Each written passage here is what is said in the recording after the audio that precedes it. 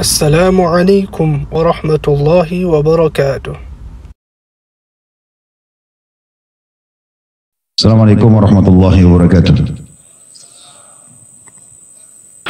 Bahasan kita pada malam ini yang diangkat oleh Syekh Muhammad bin Abdul Wahhab ada di halaman 88, bab izdira'an ni'mah wa istighfar bi hurumatillah. Bab tentang memandang ringan nikmat Allah, atau bahasa lainnya kufur nikmat, dan juga menganggap enteng perkara-perkara yang diharamkan oleh Allah subhanahu wa ta'ala.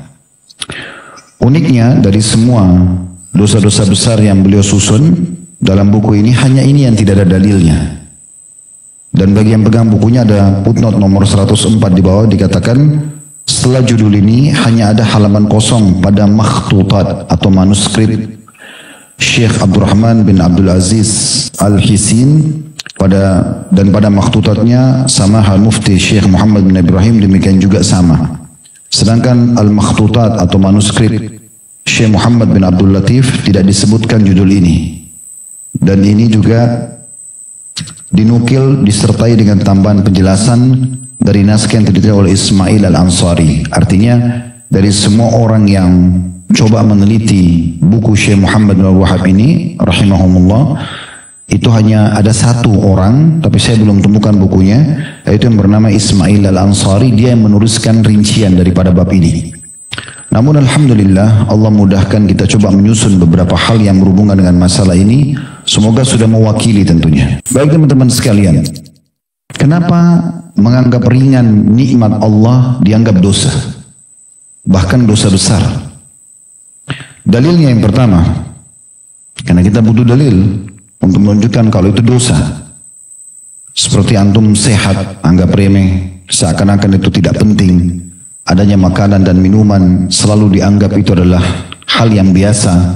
Adanya pakaian, kesehatan, pasangan, keturunan, rumah, tempat tinggal, teman-teman, masa waktu hidup, semua itu dianggap biasa. Sehingga selalu saja tidak pernah disyukuri. Bahasa lainnya kufur nikmat. Dalilnya tentang masalah haramnya perbuatan ini, yang pertama surah Ibrahim, surah nomor 14 ayat 7. Ayat yang masyhur, surah Ibrahim ayat 7. Wa idh ta'adzana rabbukum la in syakartum la azidannakum. Kemudian Allah bilang wa la in kafartum inna azabi lasyadid. Ingatlah ketika Tuhan Muhammad menetapkan siapapun di antara kalian yang bersyukur pasti aku tambah. Namun siapa yang kufur terhadap nikmat, maka sungguhnya azabku sangat pedih. Ada ancaman enggak? Ada ancaman. Bersyukur ditambah, kufur berarti disiksa. Ancaman ini yang membuat memandang ringan dan menganggap remeh nikmat Allah dosa. Kita masih dalil dulu ya. Kemudian selanjutnya juga dalam surah Al-Hajj, surah nomor 22 ayat 38. Allah subhanahu wa ta'ala juga mengancam dan tidak menyukai orang yang kufur nikmat. Surah Al-Hajj ayat 38 yang bunyinya innallaha yudafi'u 'anil ladzina amanu innallaha la yuhibbu kulla khawanin kafur. Artinya sesungguhnya Allah pasti akan membela orang-orang yang beriman.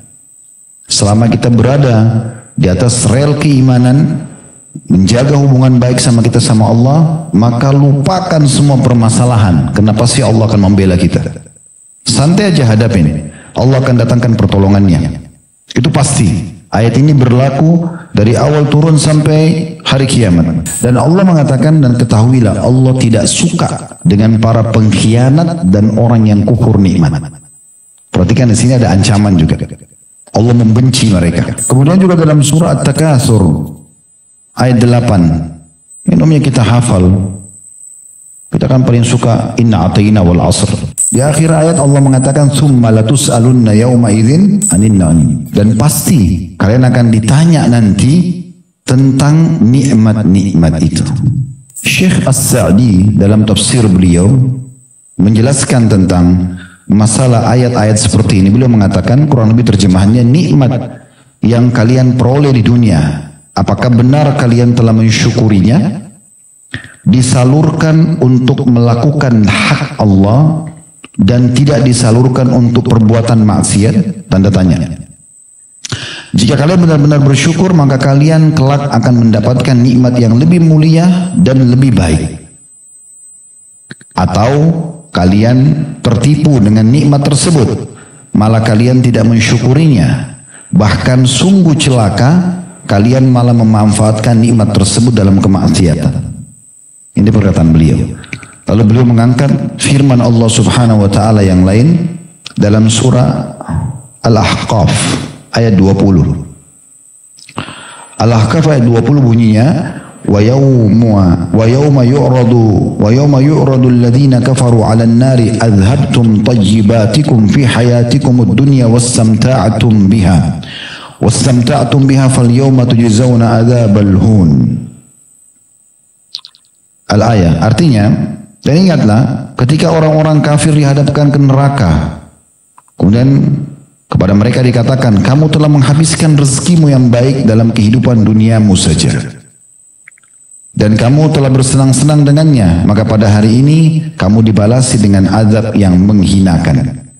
Maksudnya Syekh Sa'di mau mengatakan, harusnya termasuk dalam syukur terhadap nikmat sehingga tidak kufur adalah menggunakan nikmat tersebut dalam kebaikan. Di dalam hadis Nabi alaihi salatu wassalam, dalam hadis in riwayat Tirmidzi nomor 3358 dan Syekh Albani menyatakan sahih, bunyinya inna awwala ma yus'alu anhu yaumal qiyamati ya'ni al-'abda minan na'im ay yuqalu lahu alam nusihha laka jismaka wa nurwika minal ma'il barid. Sungguh nikmat yang akan ditanyakan, kata Nabi SAW. Sungguh nikmat yang akan ditanyakan, atau diantara nikmat yang akan ditanyakan oleh Allah kepada hamba pada hari kiamat kelak adalah, bukankah, kata Allah, kami telah memberikan kesehatan pada badanmu dan telah memberikan padamu air yang menyegarkan untuk mandi, untuk minum. Lalu pertanyaannya, di mana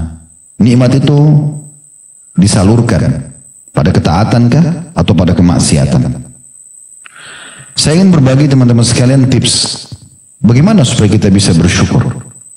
Kaidah sederhana sebenarnya. Yang pertama, niatkan dalam hati untuk menikmatinya. Poin penting ini. Pernah nggak antum masuk ke mall, kemudian ada orang jual makanan yang sudah dipotong-potong kecil untuk dicicipi? Pernah? Makan berapa banyak? Habis semua satu nampan. Kecil ya. Kadang-kadang cuma pakai tusuk gigi saja.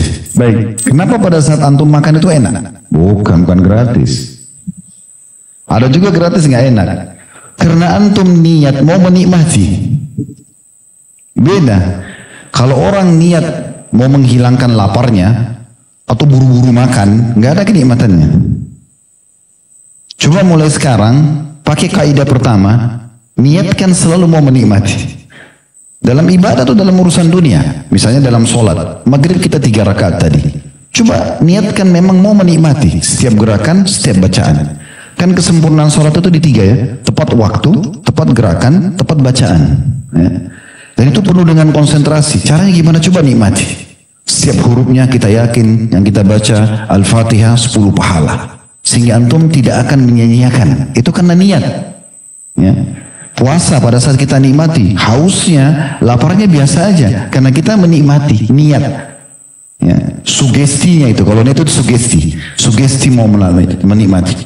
Orang yang bersedekah, orang melakukan apa saja, itu urusan akhirat, urusan ibadah sama, urusan dunia pun sama. Orang kalau makan, orang kalau ngobrol, orang kalau lagi perjalanan, coba niat untuk menikmatinya. Beda, orang yang buru-buru mau sampai ke tujuan, akhirnya dia balap-balap kendaraannya dengan orang yang menikmati, jalannya beda. Dia jalan lebih, waktunya mundur beberapa waktu supaya dia bisa lebih santai. Pasti beda. Benar nggak? Baik, itu yang pertama. Yang kedua, supaya bisa kita menikmati nikmat itu dan akhirnya kita tidak kufur nikmat. Maksud dalam masalah dosa soalnya. Setelahnya ada kufur nikmatnya. Ya. Yang kedua ini adalah kita jangan tergesa-gesa. Jangan tergesa-gesa. Ya. Coba nikmati. Maksudnya jangan tergesa-gesa. Kalau mengunyah makanan, santai saja. Lagi minum, pelan-pelan saja. Mau istirahat, tenang aja. Tak usah bawa semua beban-beban. Ya. Coba dengan tenang dan coba ya lakukan ini dengan menikmatinya. Banyak orang tidak menikmati soalnya. Kalau tadi kan dia niat, sekarang enggak. Memang dia nikmati juga. Ada orang soalnya dia niat mau menikmati, tapi di tengah jalan tidak menikmati. Ya. Ada orang kadang-kadang subhanallah makan sampai keselak karena buru-buru. Ya. Coba dinikmati waktu itu. Banyak orang dalam kehidupan suami istri misalnya, karena dia tidak nikmati waktu, pada saat duduk berdua, buru-buru, semuanya harus segera selesai. Tidak ada kenikmatan. Coba dia duduk, dia nikmati obrolannya, dia nikmati sentuhannya, dan seterusnya titik-titik, tidak usah saya jelasin. Ya, nanti yang bujang-bujang ini segera minta nikah. Tapi oke lah, yang jelas harusnya begitu. Dengan orang yang datang buru-buru, semua seburu-buru. Saya capek, saya letih. Ayo mana makanan? Buru-buru mau dihabisin. Buru-buru biologis, buru-buru kamar mandi. Apa ini? Apa yang dikejar? Gitu kan? Tidak ada sesuatu yang dikejar. Sama dengan orang yang balap-balap, bawa mobil, bawa motor, ribut, kenal potnya, ganggu orang. Saya berapa kali lihat begitu ada orang buru-buru, ternyata pasti lampu merah ketemu juga sama saya. Oh ini tadi yang ribut, balap-balap. Entah apa, puasan apa nggak tahu. Yang ketiga, jangan berlebihan. Sesuatu yang berlebihan menghilangkan nikmat itu. Terlalu banyak. Ambil sedikit. Kenapa Nabi SAW bilang kepada Salamah? Salamah itu anaknya istri beliau. Anaknya Ummu Salamah. Waktu lagi makan bersama-sama beliau mengatakan, ya gulam, semillah. Hai anak kecil, waktu sudah mau makan, sudah dihidangkan. Peringatan Nabi pertama, baca bismillah. Wakul biyaminik, makan dengan tangan kananmu. Wakul mimma yalik, dan makan apa yang dihidangkan di hadapanmu. Nah ini apa yang dihidangkan di hadapanmu, maksudnya supaya jangan kelihatan tamak. Ambil sana, ambil sini, numpuk-numpuk. Ada orang biasa piringnya seperti gunung. Tidak tahu untuk apa itu. Apa yang mau dikejar? Kadang-kadang diundang di acara orang, mungkin pemilik rumah sudah hitung tuh potongan tempe, potongan empalnya sudah dihitung. Dia ambil 3, 4, 5. Yang lain mungkin tamu nggak dapat, tamak, belum tentu juga habis. Sesuatu yang berlebihan tidak ada gunanya. Coba kalau sesuai dengan porsi kebutuhan. Kalau masih lapar nanti tambah, tidak apa-apa. Baju kalau 1 lembar masih bagus, 2 lembar baju kos sama kemeja oke lah. Tapi kalau sudah 3 lembar, 5 lembar, bagus nggak? Nggak bagus, berlebihan. Ya. Semua yang berlebihan itu tidak bagus kelihatan. Akan keluar dari fitrahnya. Itu kaidah sederhana sebenarnya. Yang terakhir, yang keempat, berbagi. Sering berbagi. Kita untuk makan nikmati. Kenikmatan itu akan ada. Kalau seandainya hanya sekedar menikmati nikmat dan syukur adalah sebuah bagian syariat dan tidak ada istilah kufur nikmat yang sedang kita bahas dosa, tidak ada masalah. Tidak usah kita berikan kaidah-kaidah tadi. Tapi masalahnya kalau ini kita ya tidak syukuri, akhirnya kita masuk ke masalah kufur dan masuk dalam kategori dosa besar. Ini yang sedang kita bahas nih. Makanya kita berikan kaidah dasarnya. Coba niatkan, coba nikmati, jangan tergesa-gesa, gitu kan? Berbagi sama orang lain, semua itu hal-hal sederhana. Kemudian teman-teman sekalian, yang tidak kalah penting adalah harus kita besarkan nikmat itu. Selalu besarkan nikmat itu. Sekecil apapun, besarkan dia. Contoh misal kita hanya dapat nasi sama sambal sama tempe di makanan. Besarkan nikmat itu. Coba antum baca bismillah. Lihat bagaimana besarnya nikmat ini. Adanya butiran-butiran nasi di situ, adanya potongan tempe. Mungkin di luar sana banyak orang miskin. Lalu ingat kaidah tadi, niat untuk menikmati, kemudian pelan-pelan, tidak tergesa-gesa, ya, jangan berlebihan. Itu enak semua. Ada orang subhanallah cuma makan kerupuk, kita lihat, oh kita jadi pengen makan juga, karena dia sangat menikmati. Jadi harus pada tempatnya semuanya. Begitu juga dengan semua hal. Masuk juga dalam masalah kesehatan kita. Coba besarkan nikmat sehat itu. Dengan cara melihat lawannya, orang yang tidak sehat. Ya. Atau kita ingat pada saat kita sakit di masa seperti sekarang, lagi musim hujan, misalnya ada orang flu, demam, saya pun kemarin sempat beberapa pekan sempat batuk. Alhamdulillah Allah sudah sembuhkan, tapi pada saat itu ambil pelajaran, oh enak benar orang yang tidak batuk ya. Enak benar orang yang tidak demam, gitu kan. Dan kalau tidak ada ujian-ujian seperti ini, tentunya kita tidak akan merasakan kenikmatan itu. Coba besarkan nikmat itu, apapun itu. Misal antum diberikan hadiah oleh seseorang, walaupun sederhana. Besarkan nikmat itu. Oh jazakallah khair. Ya. Makasih. Betul-betul tunjukkan pada orang itu kita merasa nikmat ini besar. Karena memang masih banyak orang yang terharamkan dari nikmat itu. Sebenarnya tadi teman-teman sekalian ada beberapa cuplikan saya minta tim untuk tampilkan. Cuman memang belum sempurna bagi saya. Jadi saya pikir tidak usah dulu. Tapi ada hal-hal mungkin yang perlu antum cari nanti. Mungkin di YouTube cukup banyak. Cuplikan tentang orang yang buta. Cuplikan tentang orang yang bisu. Cuplikan orang yang tuli. Orang yang lumpuh. Lahir dalam kondisi lumpuh. Orang yang menikah kemudian gagal. Atau orang yang punya pasangan suami istri tidak punya anak, orang yang punya anak tapi mungkin cacat lahirnya. Kita lihat poin-poin ini tujuannya untuk supaya kita tahu nikmat Allah terlalu besar kepada kita, terlalu besar, tidak bisa terhitung itu. Katakan lebih banyak ya, penyampaian para ulama yang akan kami sampaikan. Seperti misalnya perkataan Abu Darda radhiyallahu anhu. Beliau mengatakan dalam masa ini as-sihhatu ghinal jasad. Untuk membesarkan sebuah nikmat itu beliau mengatakan ketahuilah sehat itu adalah bentuk kecukupan pada badan kita atau kekayaan badan itu sendiri. Kita subhanallah dari sekian tahun umur, coba teman-teman introspeksi diri, dari sekian tahun kita hidup. Berapa kali kita sakit? Mana lebih banyak? Merasa cobaan atau nikmat? Pasti nikmat. Kita kecilkan misalnya. Mana lebih banyak teman-teman? Antum lapar atau kenyang? Lapar misalnya, kita lagi lapar. Tiba-tiba kita sudah merasa lapar terus ingin makan. Habis makan, yang tadi kita lapar mungkin 10-15 menit, akhirnya kita makan. Habis, hilang laparnya. Lapar yang kita rasakan tadi 15 menit, setengah jam, itu hilang setelah kita makan dan kita bisa kenyang ini sampai 5-6 jam ke depan. Kan begitu. 1 tahun antum tidak sakit, 365 hari. Tahun depan Allah cuma uji seminggu flu. Ada orang Masya Allah mungkin setahun setengah 2 tahun tidak sakit. Dari nikmat itu banyak sekali. Cuma kadang-kadang orang kecilkan, dia tidak besarkan nikmat itu.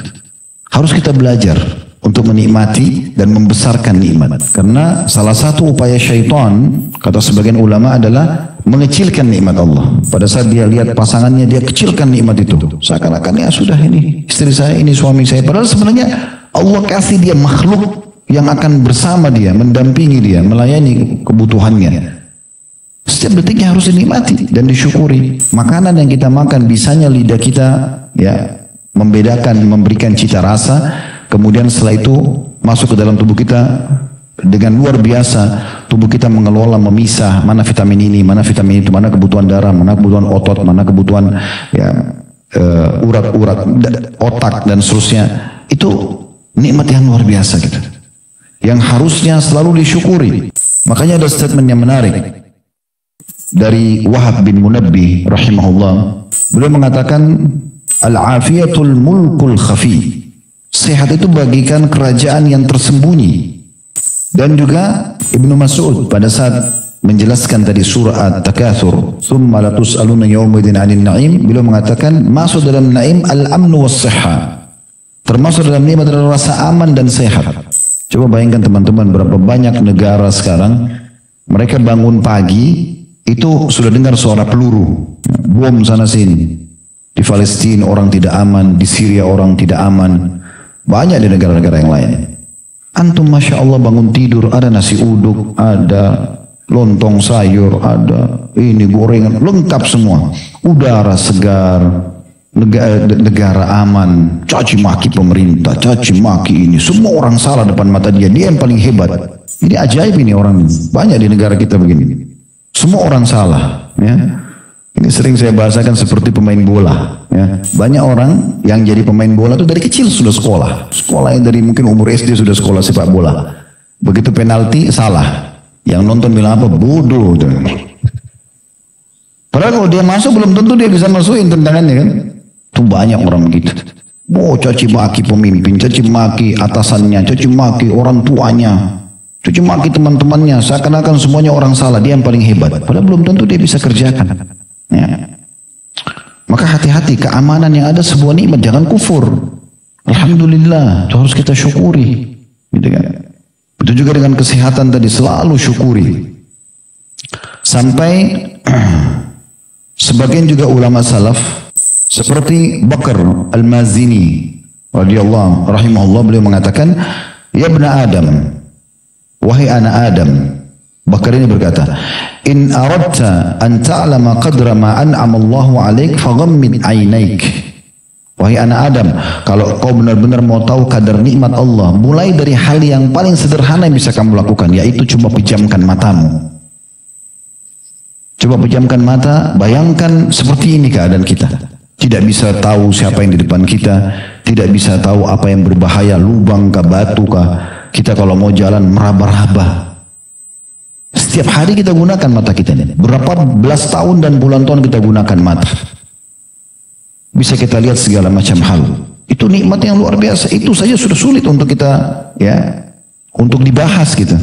Saya pernah dapatkan sebuah asar bahwasanya ada seseorang dari umat sebelum kita, dia beribadah kepada Allah ratusan tahun di sebuah pulau. Pada saat dia wafat, maka Allah Subhanahu wa taala mengatakan kepada para malaikat, masukkan hambaku ini ke dalam surga karena rahmatku. Lalu dia mengatakan, ya Allah, amalku, karena dia rasa dia ratusan tahun beribadah. Kata Allah SWT, masukkan dia ke dalam surga karena rahmatku. Dia mengatakan, amalku ya Allah. Maka Allah SWT mengatakan, karena orang ini tetap ngotot, ya, coba timbang semua ibadah yang pernah dia kerjakan sama nikmat matanya saja. Waktu ditimbang semuanya ibadahnya itu jadi ringan dibandingkan nikmat mata. Karena tanpa mata dia tidak bisa maksimal dalam ibadah. Apalagi nikmat yang lain. Kalau kita bicara masalah pendengaran, banyak sekali orang yang tuli, harus pakai alat pendengaran. Kita bisa dengar orang ucapin apa. Ya. Begitu juga dengan lisan, mungkin banyak orang bisu. Kita masih bisa berbicara, mengucapkan apa yang kita inginkan. Ini besarkan nikmat ini teman-teman, terlalu banyak. Hidung kita bisa membedakan mana bau wangi, bau busuk seketika. Bahkan pembuluh-pembuluh darah kita ini bisa mengalirkan darah dengan baik. Itu luar biasa nikmatnya. Sebagian athar disebutkan, dinukil dalam kitab Jami' Ulum wal Hikam, sebagian athar, ya, riwayat-riwayat ada yang menyebutkan tapi tidak disebutkan perkataan siapa. Kam min ni'matin lillahi fi 'irqi sakin. Betapa banyak nikmat Allah terdapat pada pembuluh-pembuluh darah kita. Itu luar biasa nikmat Allah Subhanahu wa taala. Ibnu Rajab berkata, lakin nikmatullahi ala 'abdihi bihidayatihi li syukri ni'amihi bilhamdi 'alaiha afdal min ni'amihi dunyawiyya ala 'abdihi. Cuma memang kalau kita besarkan semua nikmat-nikmat yang ada, makanan, minuman, pakaian, kesehatan, pasangan, keturunan, pekerjaan, apa sajalah, termasuk waktu, umur, segala macam, beliau mengatakan semua itu nikmat. Tetapi yang perlu digarisbawahi adalah kalau nikmat Allah itu memuncak pada seorang hamba bihidayah atau petunjuk yang Allah berikan agar dia bisa bersyukur.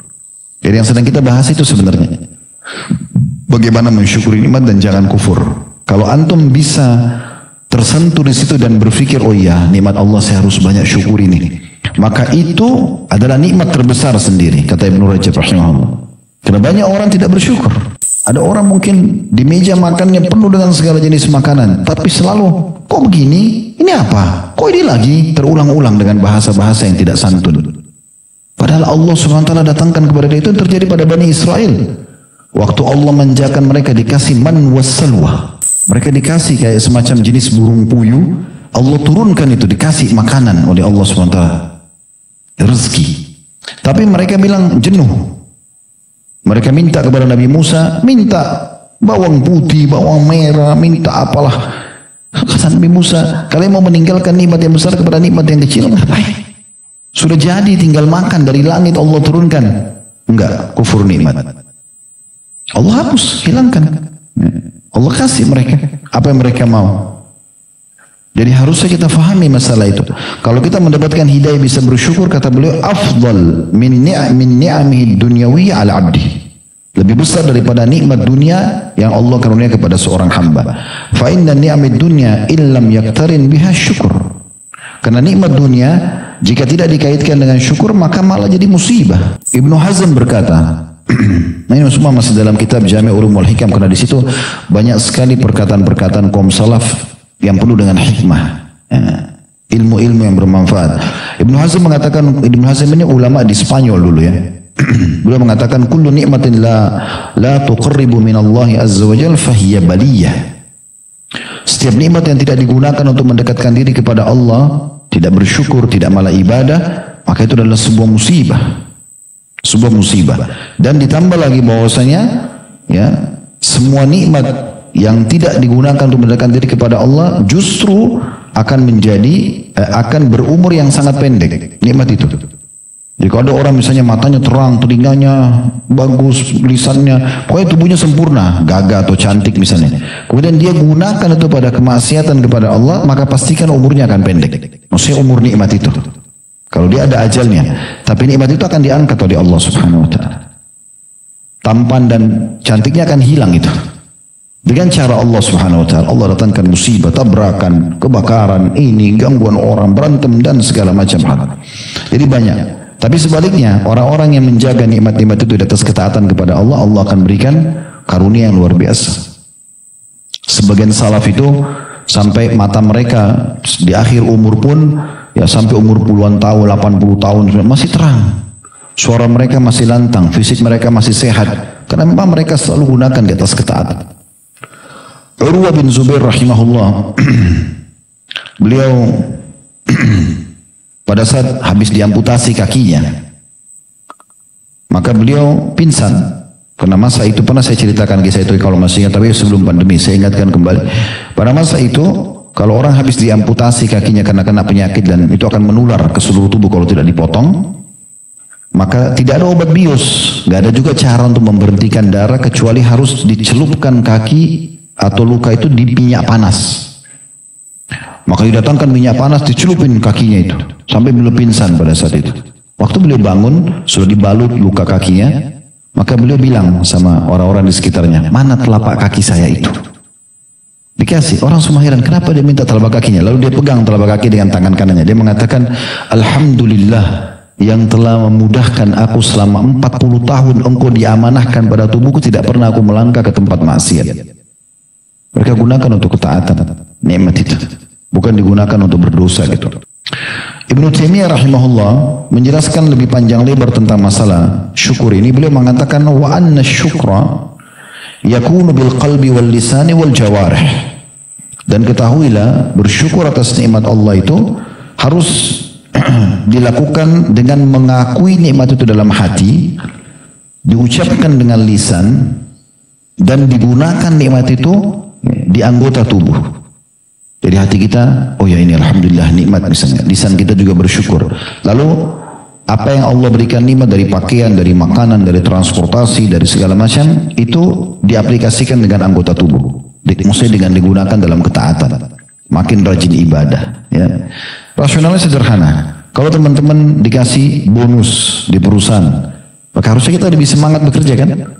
Kan sangat aneh kalau ada orang sering dikasih bonus di perusahaan dan dia tahu kalau dia lembur, dia kerja lebih giat akan dapat bonus, lalu dia malas-malasan.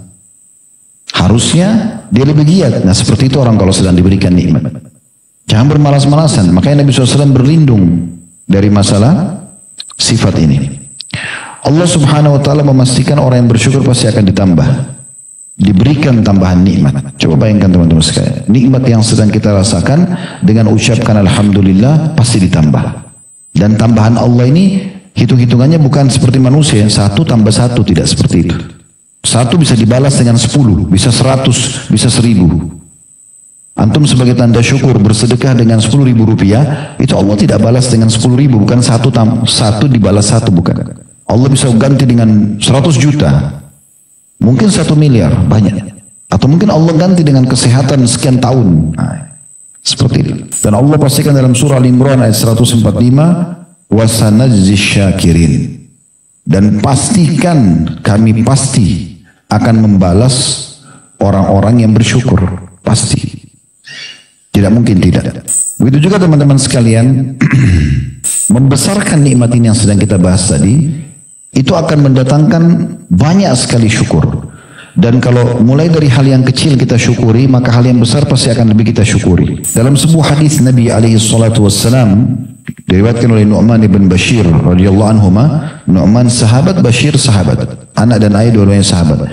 Kata Nabi SAW, man lam yashkuril qalila lam yashkuril kathir. Siapa yang tidak coba belajar mensyukuri yang sedikit, maka dia tidak akan syukuri yang banyak. Jadi mulai dari hal yang kecil. Biasanya subhanallah teman-teman sekalian, Allah itu uji kita dengan nikmat kecil. Kalau kita syukuri, kita besarkan nikmat itu, kita selalu memuji Allah karena nikmat itu, pastikan akan lebih besar datang. Tapi kalau baru yang kecil dikasih, sudah sombong ya. Baru dikasih motor baru, udah luar biasa, nggak mau nengok sana sini. Helm baru aja sudah cukup sombong, gitu kan. Casing handphone baru sudah luar biasa sombongnya. Kopiah baru, jilbab baru, sudah cukup sombong. Bagaimana Allah mau kasih toko baju? Nggak mungkin gitu. Ya. Ini syukuri dulu yang kecil, Allah kasih yang besar. Kaidah sederhana kok. Ini hadis Nabi SAW dan ini dihasankan oleh para ulama. Syekh Albani menghasankan dan ini riwayat Imam Ahmad. Dan ini harus betul-betul kita lakukan dengan membesarkan nikmat tersebut dan biasa bersyukur. Ibnu Qayyim menceritakan bahwa ada seorang Arab pernah menemui Amir Mu'minin Ar-Rashid. Orang itu berkata, wahai Amir Mu'minin, semoga Allah senantiasa memberkahi Anda dengan nikmat dan mengokohkan Anda untuk selalu mensyukurinya. Semoga Allah juga memberikan nikmat yang Anda harap-harap dan Anda berprasangka baik kepada Allah dengannya.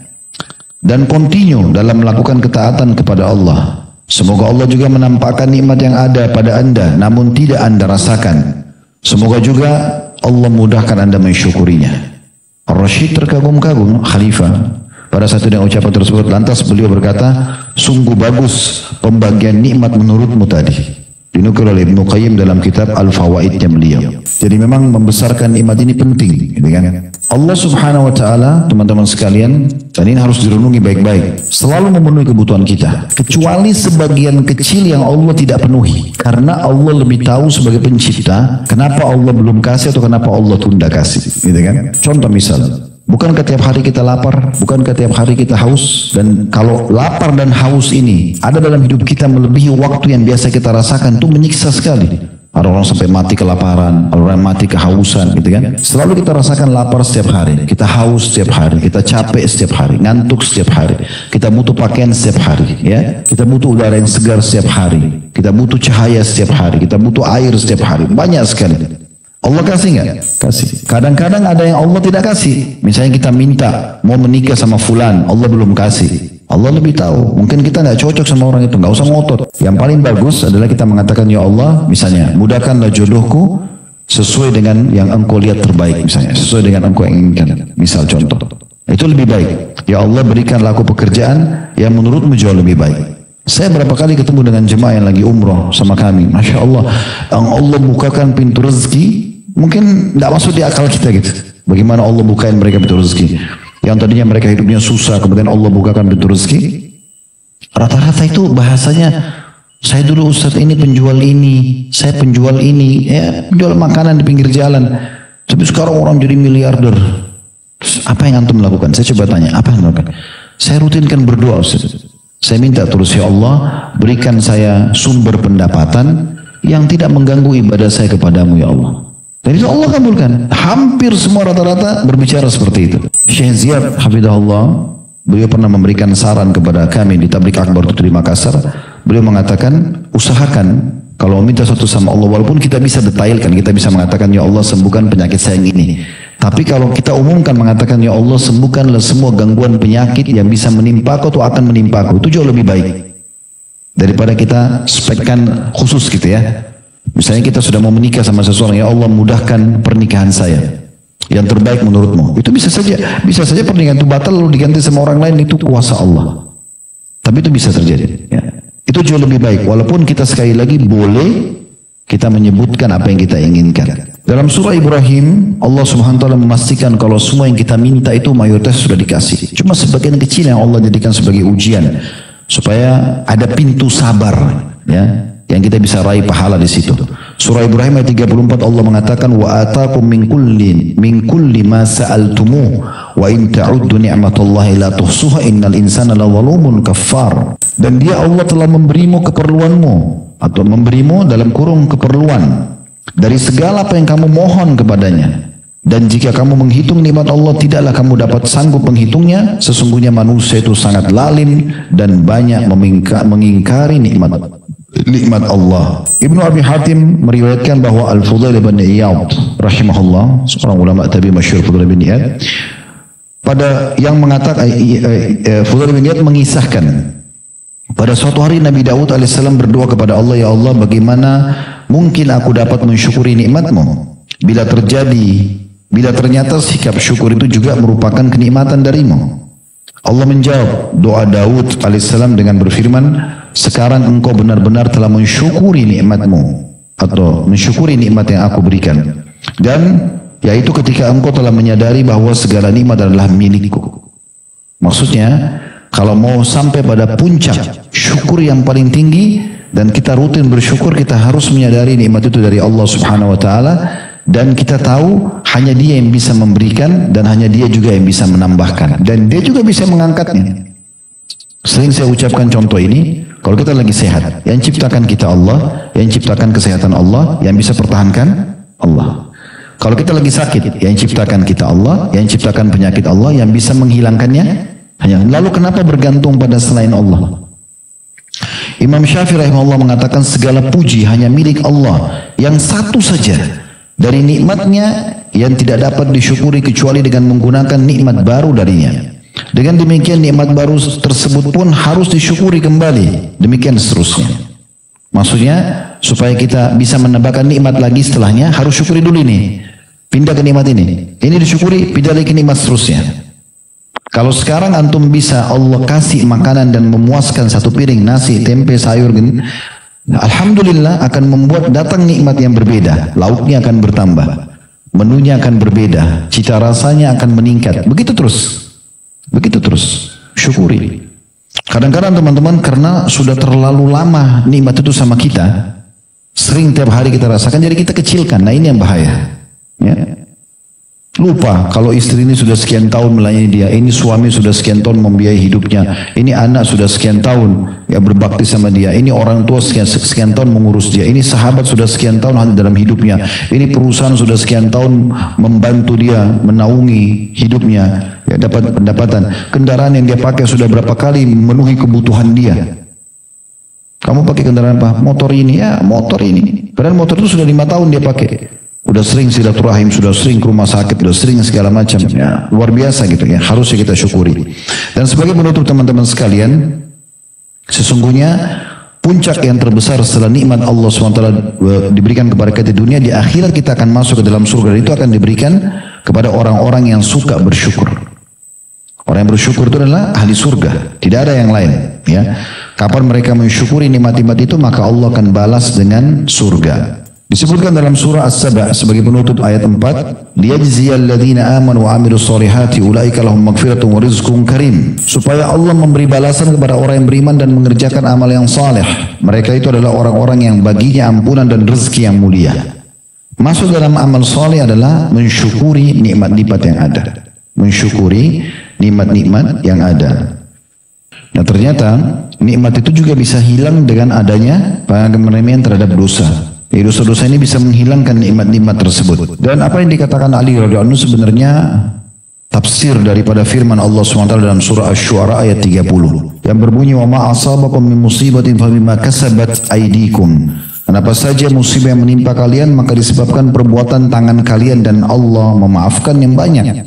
Maksudnya adalah dosa-dosa yang kalian lakukan. Ibnu Qayyim rahimahullah dalam kitab Al-Jawabul Kafi masih di halaman sama 87 mengatakan, dan diantara akibat dari berbuat dosa adalah menghilangkan nikmat dan akibat dosa adalah mendatangkan bencana. Jadi nikmat akan hilang dengan orang buat dosa dan bencana juga akan datang. Ini perlu kita ingatkan teman-teman sekalian dan jangan ada peringatan seperti ini lalu dikatakan oh berarti orang lagi bersedih karena gempa ada banjir lalu kemudian masa dikatakan karena dosa. Ya begitu teori syar'inya. Dalam surah Hud Allah Subhanahu wa taala menyebutkan masalah itu di ayat 117-nya. Wa ma kana rabbuka liyuhlikal qura bidzulmin wa ahluha muslihun. Dan Tuhanmu hai Muhammad tidak akan pernah membinasakan satu negeri sementara penduduknya berbuat kebaikan, maksudnya ketaatan.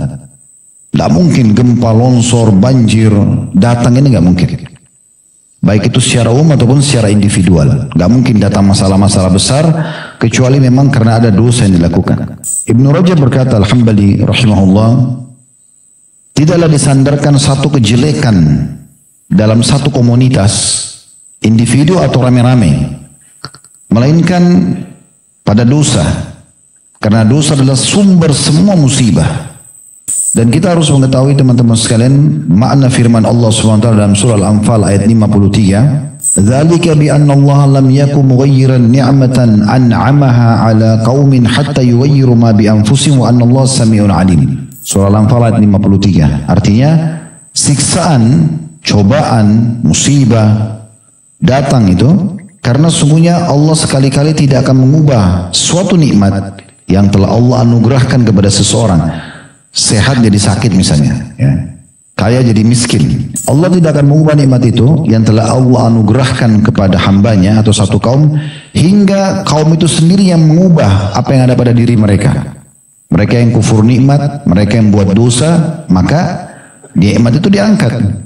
Dan sungguhnya Allah maha mendengar lagi maha mengetahui. Jadi tidak mungkin nikmat yang sedang kita rasakan selama kita syukuri, selama kita gunakan di atas ketaatan Allah angkat, tidak mungkin sampai kita wafat. Tapi kapan kita nodai dengan kufur nikmat dan kita buat maksiat maka diangkat. Itu sederhananya. Kok dulu saya itu sekarang saya sakit, dulu saya sehat sekarang saya stroke, dulu saya kaya sekarang saya miskin, dulu saya terkenal sekarang saya sudah dikucilkan. Semua itu karena dosa, tidak ada yang lain. Selama kita menjaga nikmat tersebut di atas ketaatan kepada Allah Azza wa Jalla, pasti Allah Subhanahu wa taala akan juga mempertahankan nikmat itu.